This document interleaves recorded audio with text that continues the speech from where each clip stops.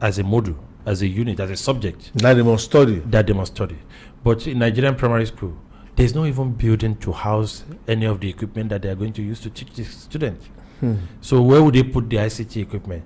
When you go to some of the community primary school, you see all these dilapidated buildings. So how do you then bring... that cannot even be used for normal teaching. Exactly. Now you talk of specific technologically inclined learning. Exactly. And look, you then realize that some of these kids are very brilliant when you introduce them to this thing. But like I said, the government has to play a very vital role. The roles of government in this is pivotal. The role of government. And so in rounding up, I need you to advise the government of Nigeria, one, and then the people and the companies on how we can use ICT more to advance our nation. So the advice that I will give to the government basically is that the government needs to create a policy around ICT that will be enforced. That policy needs to be enforced. There is difference between creating policy and enforcing policy. So what I've realized is that most of the policies of the government in the country are not enforced.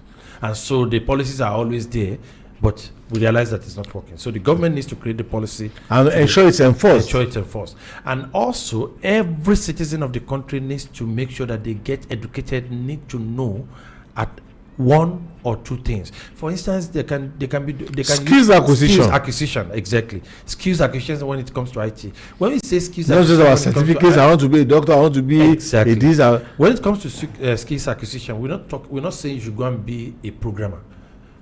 We're not saying you should go and be a software developer. You can be a business analyst. You can be somebody that will be creating content. You know, you can be doing gig. You can be doing data analysis for people using Excel. Some people go and learn Microsoft Word. You can also go and learn Excel to even be creating data analysis for people. So, and another thing, government needs to actually equip the SMEs, because to drive the economy, SMEs are used to drive the economy. In any advanced, the SMEs needs to be strengthened. Needs to be strengthened, and I think the government is doing very well in that area. To be honest, but how they are implementing it, that's what needs to be questioned. Dr. Samuel Olalekan Ogunleye, I thank you for coming on the show point blank this morning. Ladies and gentlemen, the last 55 minutes or thereabouts, you've been on point blank. My name is Hakim Karim. Particular appreciation to my studio manager here, Mr. Olawale Oluwaseun Koka. I call him Akpari, our Akpari here. And until we meet again on Saturday, I'm going to have the platform.